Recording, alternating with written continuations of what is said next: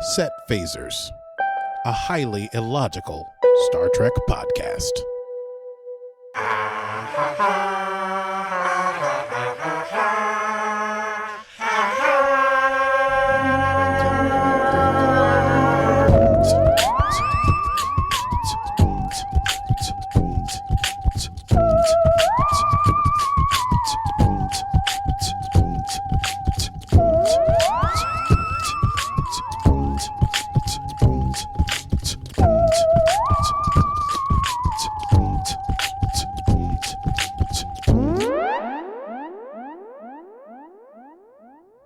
Well, hello, Aki. And hello, Stevie. How are you? Oh, you know, living the dream. I'm out here on the road in lovely Burlington, Vermont today. Ooh. Yes. As you can hear from the dulcet tones of my voice, we are one more show before we get a day off for vocal rest. but I'm feeling great. And I'm also feeling great about this episode of Star Trek. It was so fun. Wasn't it wonderful? It was a delight, critics called it. Truly delightful. Very throwback to the 60s episodes. Just as much as they decried hijinks, it was full of hijinks. Delightful hijinks. Love some hijinks. Oh, God. We all love hijinks. Hello, everyone. I hope you love hijinks, because that's this whole podcast. This is Set Phasers, the highly illogical Star Trek podcast. And today we're talking about Season 1, Episode 5 of Star Trek's Strange New Worlds franchise. An episode entitled Spock, Amok. And today's stardate is stardate 415605.2. But before we get into a rundown of what happened in the episode, we have to handle a little business. Stevie, hit him with the business. The business. We got some I can't do it the way you do it. Too British. Some business. Some business. Let's get down to brass tacks. You can join us on Patreon for more hijinks with Aki and myself. We will get together and watch Star Trek. We'll get together and have Zoom hangouts. You can watch Aki dance. You can even sometimes watch Aki cook. It's somewhat Julia Childs, but we all enjoy it. And you can do that for as little as, I believe, $2 or $3 a month at patreon.com/setphasers. Become an ensign, become a lieutenant, or become a commander. And join us for all of these extras, such as behind-the-scenes stuff from us, early access to audio and video episodes, and, of course, the Zoom hangouts, and the watch parties and more. Only from patreon.com/setphasers. Setphasers. Yes, there is dancing. You've got to believe me, people. If you're listening, you're not catching the dancing. I gotta dance. Gotta dance. Gotta dance. That's 2 episodes in a row. Yeah. Why don't we run it down? Why don't we just run it down? It's time to run it down. Can you run it down for me? Tell me what just happened. Can you run it down for me? Oh, yeah. Love to run it down. Well, it begins on the planet of Vulcan, I think. We see Spock entering a cathedral, and he bangs a geometric gong. He's getting married to Pring. Remember to Pring from the first episode? But just as she steps forward and their ceremony is to begin, she says, "Spock, your ears." And his ears are round like a human's. And she says she won't marry a human. And so she chooses Caliphie, which is ritual combat. And Spock says, "But who will I have to fight?" And she says, "You will fight him." And she points, and it's another Spock, this one with Vulcan ears. And Spock's like, "Oh no, fighting myself. This is very illogical." But they fight Vulcan Spock versus human Spock. And Vulcan Spock wins. And just as Vulcan Spock is about to make the killing blow and destroy and chop off the human Spock's head, Spock wakes up on the Enterprise. He checks himself in the mirror. Oh, God, no. I still have Vulcan ears. Thank goodness. He does a stardate log. He does a log. It's stardate 23414. The Enterprise is at Starbase 1 because it's getting repairs after it got all jacked up by fighting with the Gorn and being in that brown dwarf and doing all the crazy things that they did. They limped away. Starbase One has been really newly repaired after the Klingon War, which you may remember if you saw Discovery Season 1. And Spock's like, hey, everyone's getting downtime, surely, but first I got to help the captain with this diplomatic situation, but also going to spend a little quality time with my fiancee, T'Pring. And so he's in his room and his quarters and he's setting things up. And T'Pring enters and they, apparently I wrote, they kissy. But then T'Pring is a bit flummoxed by the humanness of the accommodations.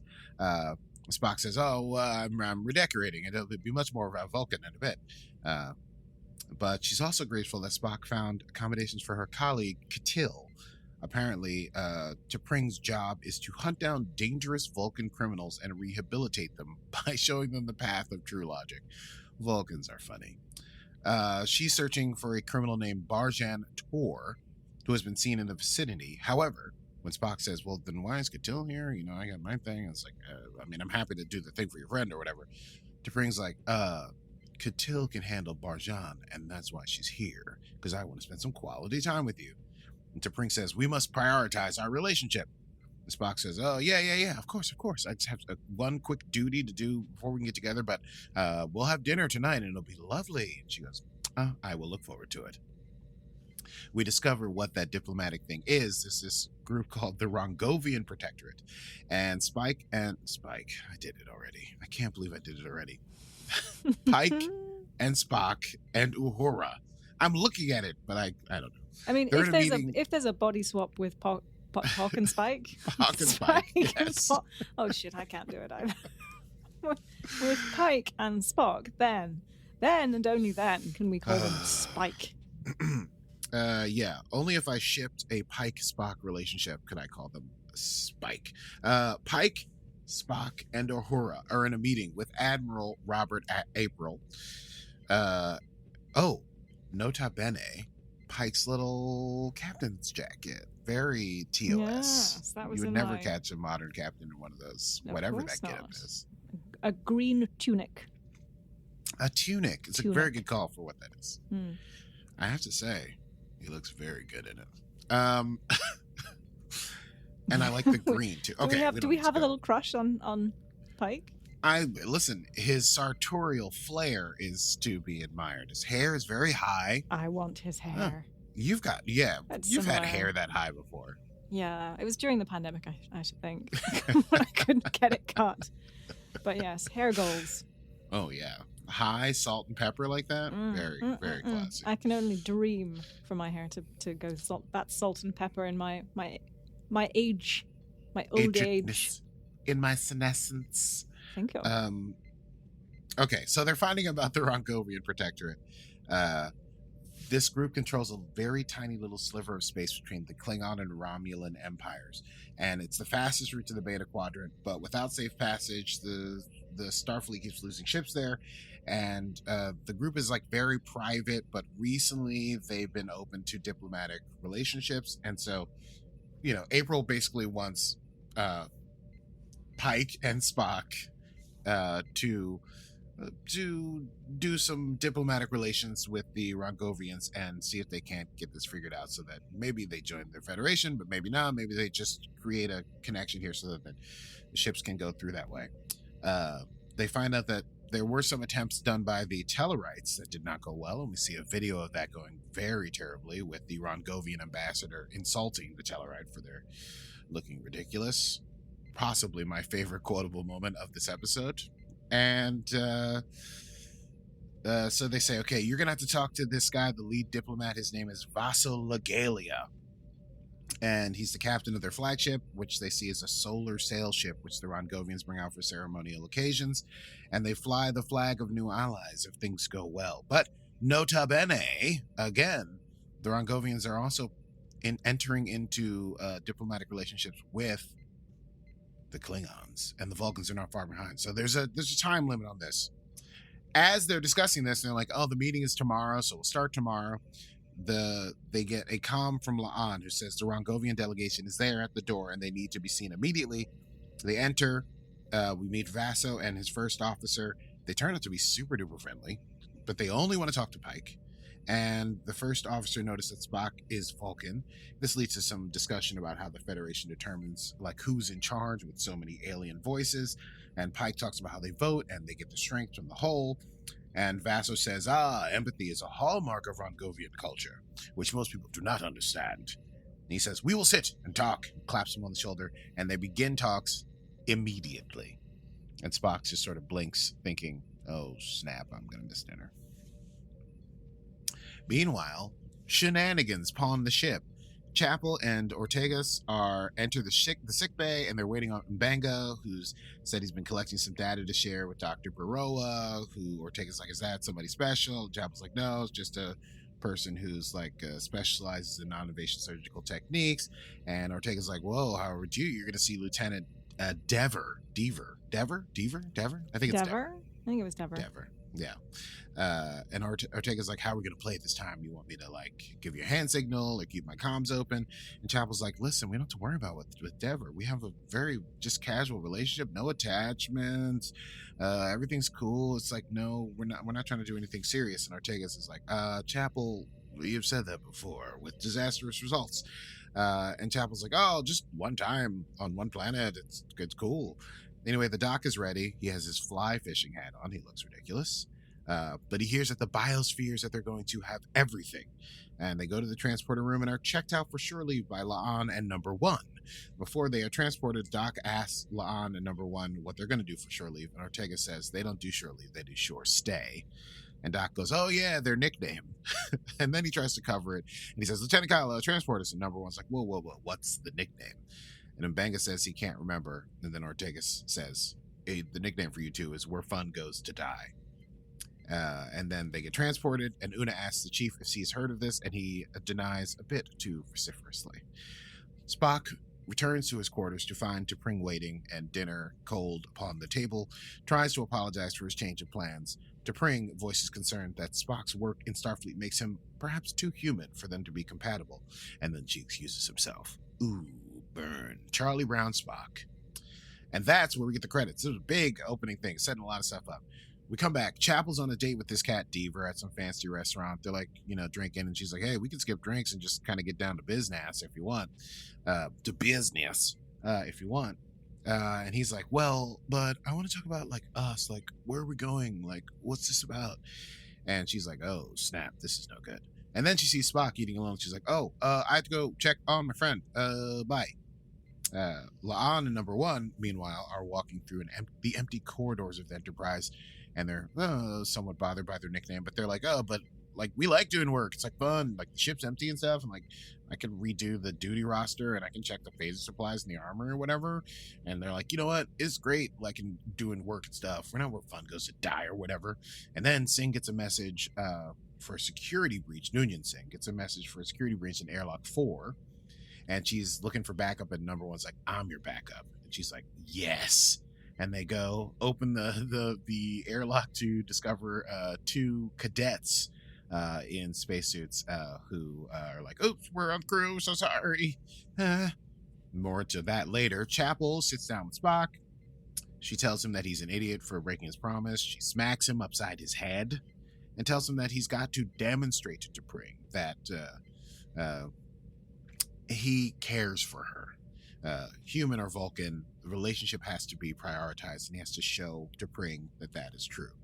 And Spock also tells him about her concern about him being half human, about this terrible dream that he's had. And they sort of relate over the fact that they both didn't get along super well with people, but they had pets that they liked, that they were able to connect with. And Chapel says that's what friends are for when she gives him advice, and he says, I don't know. Anyway, that's a whole joke. They have a nice little moment that probably goes way over Spock's head, but not over Chapel's. Hello, wedding bells, maybe. Spock brings T'Pring in for formal Vulcan soul sharing, believing that this will allow them to grow closer and truly understand each other. T'Pring consents. They do it. The hands and the touching and the rituals and the speaking in Vulcan. And when they touch, the lights go out. They come back on. And guess what? They have swapped bodies. T'Pring is in Spock. Spock is in T'Pring. Ooh. Thus begins disaster. Thus begins hijinks. HIJINKS. Because they don't know how to switch their bodies back. And just at that point, Pike is visited by Admiral April. He says the Rongovians are like, yeah, we didn't like it. We're going to cancel all future meetings. We're going to have one more meeting, but we want to meet with Spock. Just Spock. So Spock and T'Pring are there in his quarters, like doing all kinds of chants and stuff to try and recalibrate their katras. And there's a ring at the door. Spock convinces T'Pring to impersonate him, despite the fact they both dislike HIJINKS, and tell whoever it is to go away so they can spend a few more hours and fix what's gone wrong. However, it's Pike, and while they attempt a subterfuge, it does not go well. And they tell Pike what has happened, and when he discovers the situation, he's like, well, listen, the Rogovians will only talk to Spock or someone who looks like him. And though Spock doesn't want to put T'Pring through it, T'Pring is super down to do it because she's like, didn't we do this so that we could experience what each other go through? I think this would be a good experience to do that. And so she goes off. Meanwhile, Una and La'an are dealing with these cadets. La'an, as they walk up to the door to I want to say, question these cadets, see what they were doing, La'an calls out bad cop before Una can do it. Una's like, damn! So they go in and they interrogate the ensigns, each with one in a different room. La'an does bad cop very, very well. And hey, number one does good cop very well. They're like drinking cocoa or something. You'd fully believe she was naturally good cop. She was naturally good cop. And they discovered that these cadets were playing something called Enterprise Bingo. And the ensigns were on the last square, which is to sign the scorch. So number one's like, listen, obviously what you did was very irresponsible. Your shore leave is canceled, and you're going to be working with Chief Kyle for the next 2 days. And they say, not him, he's so mean, which is interesting, very funny, and probably true. And they'll be scrubbing transporter pads. However, when the kids walk out, Una and number one are both like, what the hell is Enterprise Bingo? They have no idea what bingo is. Meanwhile, Spock, as T'Pring, these episodes when I have to run them down. Spock, as T'Pring, is contacted by T'Kill. And T'Kill is like, oh, hey, I hate to interrupt you. I know you want to spend time with Spock, but we found that prisoner, Barjan, and he will surrender, but only to you, T'Pring, i.e. Spock. And he's like, I'm not feeling myself. She's like, okay, great. Well, listen, we cannot do it, and you can let this guy go free.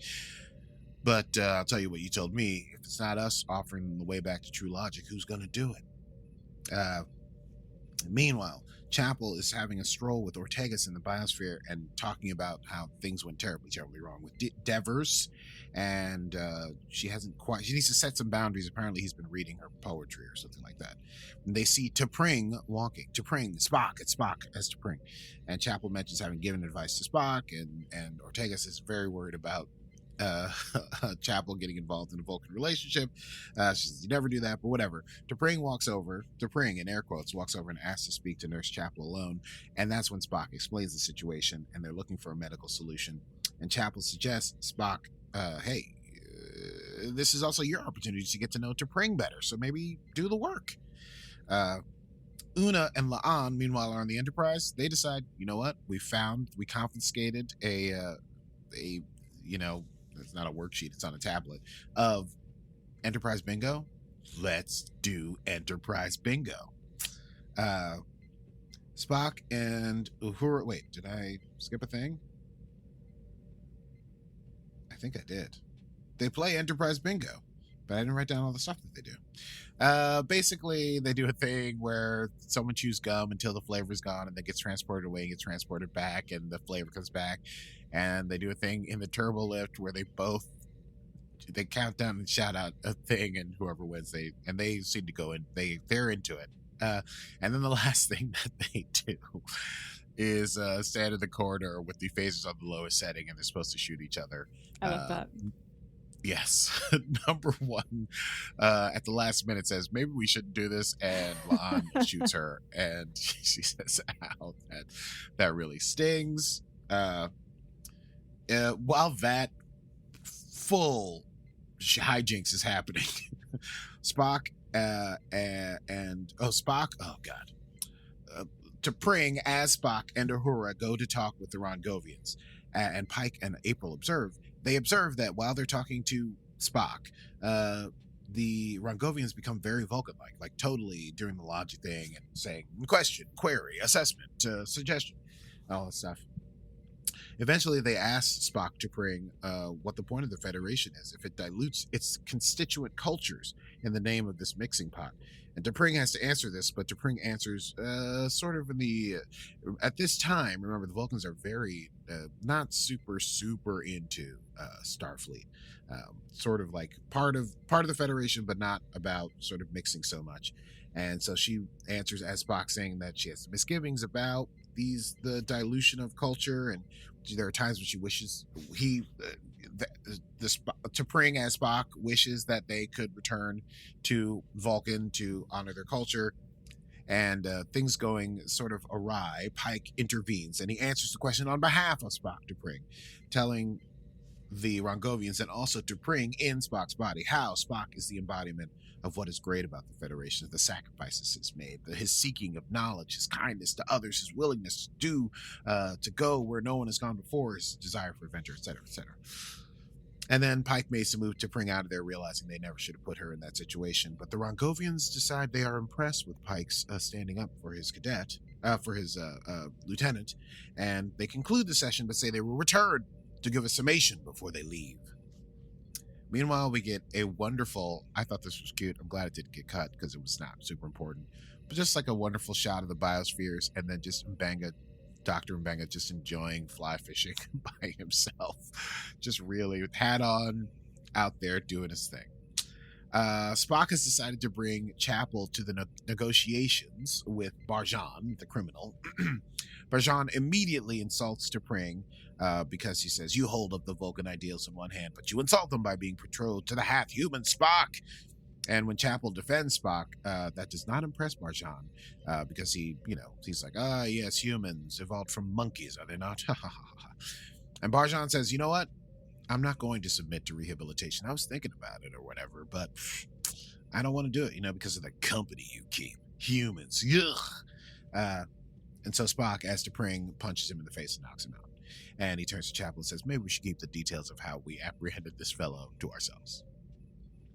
Meanwhile, after that, Mbenga and Chapel are working on Spock and T'Pring, and they're doing the Katra transfer. What did all my stuff about the people? No. Oh, that's coming. Okay. Doing the Katra transfer, and they're using ground Novalan sea urchin, which is a good electromagnetic match for Vulcan skin. And Mbenga explains that the Katra stuff is a mix between medicine and something else. And Chapel's like magic, and he's like the mind. And they start this procedure, and Spock and T'Pring scream in pain. Later, Spock is thanking Chapel for helping him, and Chapel says it's no big deal, and Spock says it was. And Chapel says, hey, the key is to just be honest, not only with T'Pring, but with yourself. So we see Spock and T'Pring in their quarters, and Spock admits that he thought she might think him too human and want to cut off the relationship.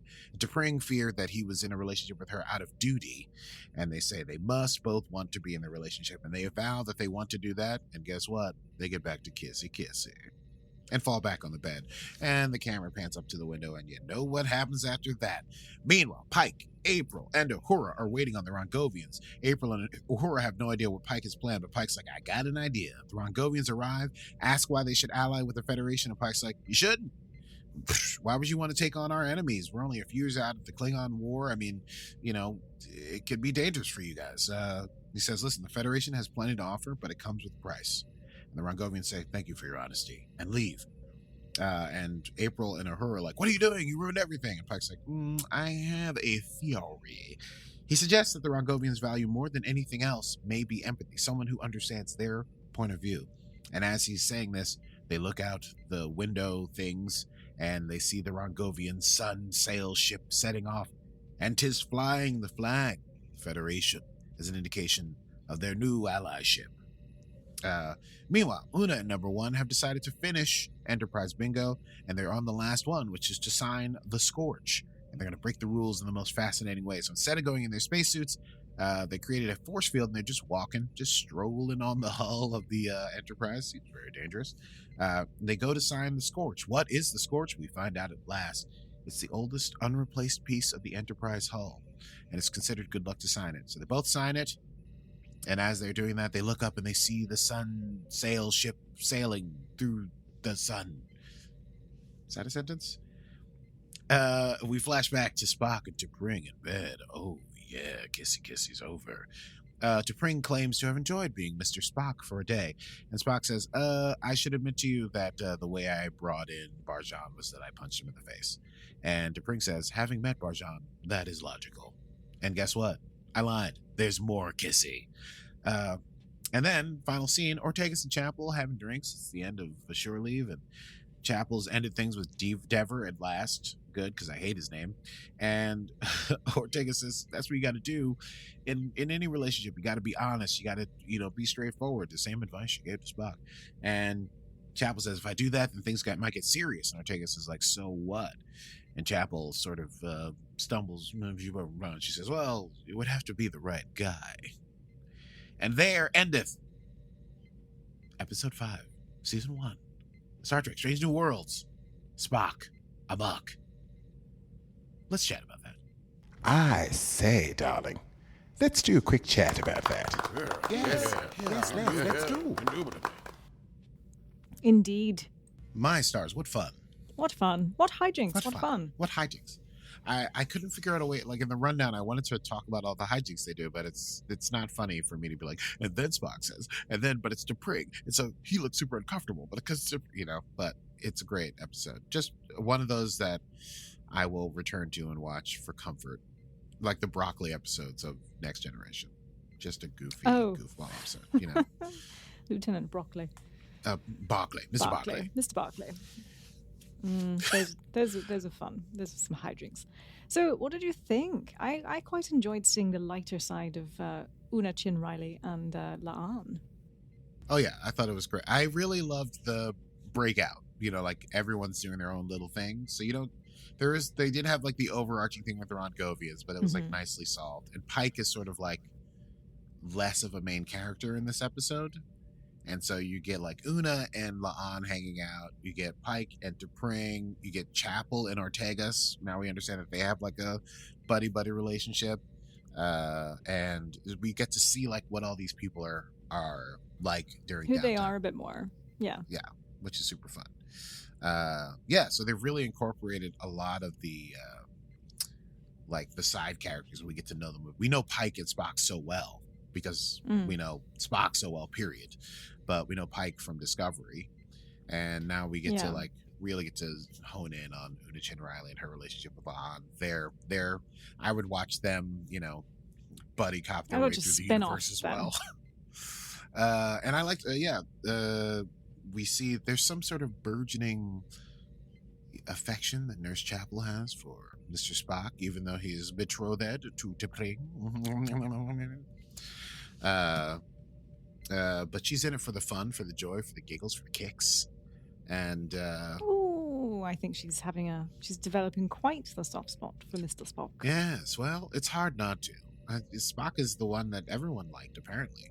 Apparently that caused some consternation in the old TOS among the cast. People were like, what about the super hot captain that gets the girl every week? And everyone was like, we're into the tall alien. Obviously, body swapping is always fun and super fun with Vulcans who truly, they did a great job of like, Vulcans are so logical and not, sort of like emotive. It's difficult to do a Freaky Friday with two Vulcans, you would think, because you'd be like, they basically act the same. But you could see the subtle differences in their the way they held themselves and the way they spoke. Yeah, they did such a great job, those two actors. Yeah, just amazing. It was so subtle, but so well done. And it was just sometimes it was just the cadence or the rhythm of how they were speaking. Yeah. And it was, so good. Yeah. Speaking of body swapping, though, I can only... Doing some research, I was only able to find 2 instances of proper body swapping. Is this FF? Is this your fun fact? Canon. No, actually, okay. This wasn't my fun fact. This was just, I suppose it is a fun fact. Well, I'm having fun. I'm having fun too. Body and Soul from Voyager was one where we saw the Doctor, live in Seven's body somehow. Yeah. And that was one. And then original series had one called Turnabout Intruder, where Kirk was in the body of a character called Janice Lester, played by Sandra Smith. I didn't write down the details of what happened in that episode. It wasn't apparently one of the favorites. Yeah, it's sort of decried as. I don't have a memory of that episode. I'm sure I've seen them all, but I can't remember that one. Yeah, I'm gonna have to go check that out. Yeah, but it's funny because we think, but like a body swap episode, when actually it's not super entrenched within Star Trek canon. No, not at all. Although, it's definitely super entrenched within American Shenanigans Sci-fi. movie. Yes. Yeah, Freaky Oh, Fridays yes, for had sure. 3 remakes or whatever. But Yeah. I very much enjoyed that. I saw it coming when he was like, yeah, let's just do a soul thing. I was like, this is a fun, lighthearted episode, and I have a feeling they're going to get stuck. Something weird is going to happen where they get stuck in each other's bodies and experience each other's lives or something. But it was done so well and so joyful. I love, though, when Pike came in and they were trying to lie to him. He was like totally buying it, and they were like, we have to tell him the truth. I agree. And they were like, yes, we switched bodies. Now you can see why it's so obvious. And Mike was like, yeah, sure. Sure. Yeah, I do right away. Mhm. Anyway, a fun show. Yes, I really loved Una and La'an fighting over who gets to be bad cop. And there was just a lot of quick things that happened that were super funny and fun and enjoyable. Yeah, it was so great. And love the progression of the Rongovians also helps push like the larger story forward, like this whole post Romulan war, post Vulcan war, Klingon. but pre Romulan Star Empire issues that Yes. come in TOS. So yeah, Mm-hmm. For sure. I mean, what did you think of Enterprise Bingo? Because that was very Lower Decksy. so Lower Decksy. I love that they're incorporating more. I feel like because of Lower Decks, all the franchises are being more thoughtful about what is happening on the lower decks in their ships, like even as little side bits. Because yeah, it's very Lower Yeah. Decksy, and the cadets are so lower. Their whole reaction to being punished is that Chief Kyle is super mean, which is a side of him we never will see because we only hang out with the crew. We don't know. Yeah. I mean, with like the bridge crew, where Chief Kyle is like basically subservient to them. But He seemed fine. He didn't look mean. I mean, like, But- if they had said, yeah, you've got to work with Hemmer, then yeah, Yeah. you could be like, Yeah. oh, shit. Well, but Kyle might be like very much like, it seems like he's very workaholic-y. Like if you had to work with Miles O'Brien, you could imagine you'd be doing a lot of work all day. He's a nice guy. That's fair. He's very grumpy though. I guess we have to wait to see what Chief Kyle does in his off time. Yes, good point. Maybe, I don't know. I wonder. So, word on the street is that you do have yet another fun fact. I have one more fun fact. What have you got for us? Fun fact. So when I was watching The Ready Room, because I like to do all my extras homework, and so a number of the characters, I think there was Una, there was La'an, Spock, Ortegas, Mbenga. I think that was it. There may have been one more. Uhura. Played. So I'm just naming characters. Yeah. So they all played a form of Enterprise Bingo. Really? Such things like, on set, have you sat in the captain's chair? Ooh. Have you had a fan come up to you and like say Star Trek changed your life? Or have you had like that kind of experience? And so they went through it. And one thing I found surprising and somewhat disappointing, actually, the square was, I have watched, or have you watched, an entire franchise from start to finish of Star Trek. Mm-hmm. Not one of them had. That No. was disappointing. Well- Not one of them had watched an entire franchise from start to finish. Stevie, that's 120 episodes for the most part. That's a lot of time. So Get to there's studying. Discovery, there's Lower Decks, there's no excuse. Listen, There are new treks. they're actors. They're working actors. They have a lot of work to do. I just thought, if they're real fans, like you and me. Yeah, well, they're Oh, not Hemmer. fans. They're Hemmer in was the the other show. one. I know. Hemmer was the other one. We're fans. I know we're fans. We're the fans. They're But, like, working. when they're all like, "Oh yeah, I'm such a big Star Trek fan," when they're cast, and you're like, "No, you're fucking not." Well, you didn't watch all of this, every single episode like we did. We're the fans. it's all relative, Stu. It's all relative. If they watched, a little bit of TNG when they were growing up, they can't all be us and Stacey Abrams. They can't That's all true. be. But I hear Anyway, that. I hear that was my fun fact. Yeah.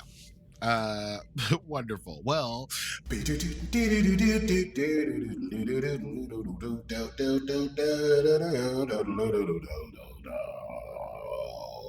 here we are, ladies and gentlemen, here at the Set Phasers desk, and we go immediately over to Stevie at the Easter egg desk. Stevie, how you doing today? Well, hi there, Aki. Happy to be here, as always. Down here on the Star Trek Strange New Worlds desk, I have some fascinating Easter eggs for you. Strange. I'm sorry, I like that. Strange. Did I do that? You did. Oops. Well, obviously, during the opening, we have such a throwback to Amok time, and they did a really good job of paying homage to this wonderful scene. Spock banging the gong, flashing the Vulcan salute, which actually, fun fact, originated in Amok time. Oh, interesting. I did Very not know that. interesting. Fascinating. One might say fascinating. Fascinating. Spock's shirt is ripped almost exactly the same way that Kirk's gets ripped in Amok time. Mm-hmm. So that's fun. Now, how many different Spocks do you think we saw in this episode? This is somewhat of a trick question, but this popped up, so I thought it might be fun to count. All right. There's a human Spock, Mm-hmm. super Vulcan Spock, Yep. regular Spock, Mm-hmm. and T'Pring Spock. Am I missing a fifth Spock? Nope, you got it. That's a four. Spocks. Okay. Oh, jeez. We got 4 Spocks. Oof. Good job. Look at you. You're the fan. You're the super fan. What can I say? I'm a fan. Mm-hmm. Spock mentioned Starbase 1 had been repaired after the Klingon War, referencing the events of Disco Season 1, Mm-hmm. when Enterprise was far away from Federation space. So lots of little canon reference. Mm-hmm. We do like that. Yes, Steve. Solar Sail is actually, we think, possibly a DS9 reference from the episode Explorers, in which Sisko builds an ancient Bajoran ship with a solar sail. Very good. I didn't think you'd catch that one. Wow. Oh, Well I'd like to find the researched. DS9 references for you. Mm. There was a Bolian. So one of the ensigns who gets caught was Yes. Bolian. Do you remember the last Bolian, or when the first Bolian was introduced to the franchise?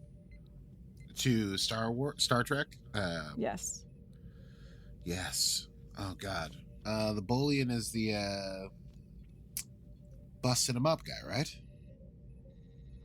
No, the Bolian was Mr. Mott, the barber, in TNG. In TNG. I think I do remember we see Riker coming out. That's right. I think must be with Picard, but I only remember seeing him once. Mhm.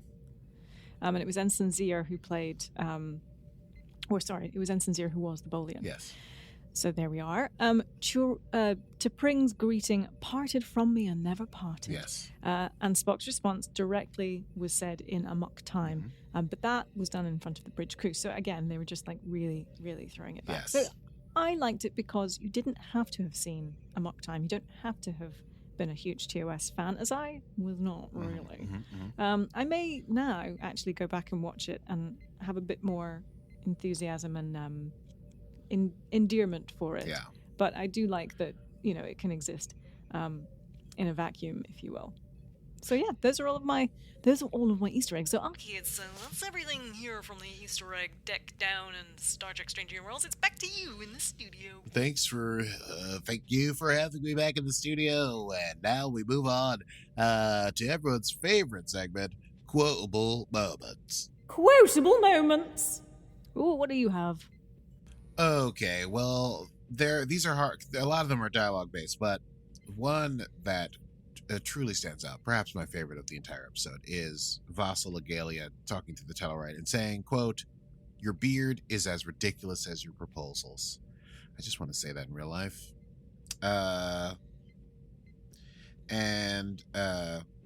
Obviously, Spock and T'Pring, when they're deciding whether or not to answer the door, T'Pring says, "Spock, I do not like hijinks." And Spock says, "In that we are in agreement, but it appears that hijinks are the most logical course of action." Which I thought was cute. Very cute. I had a shared acceptance of mutual sacrifice is crucial to a successful relationship. And yes, it's very true. But it's also very Vulcan the way that it's said. I thought quite like that from T'Pring. And number one, as senior officer, I don't get to be part of the crew anymore. And La'an says, "Oh no, that's not because you're a senior officer. It's because you terrify people." Yes, that's a compliment. And that's a compliment. Yes. Mm-hmm. I also like when, and also in that conversation when they get the notification of a breach, and La'an's like, "Who's gonna back me up?" Asks the computer, and number one says, "You don't need to do that. I'll back you up." And La'an says, "People are idiots. You're fun." Yes, that was perfect. I had Nurse Chapel. Spock, you're clearly an extraordinarily intelligent person. And he's like, "Thank you." And she says, "But you're also an idiot." Mm-hmm. That was very good. And he was like, "I should have seen that coming." Mm-hmm. I should have seen that coming. Yes. And then I also like just another thing is when Chapel's like, "We got to go. You should experience what it's like to be T'Pring and go find this guy Prajan and bring him in." And Spock says, "This is coming dangerously close to hijinks."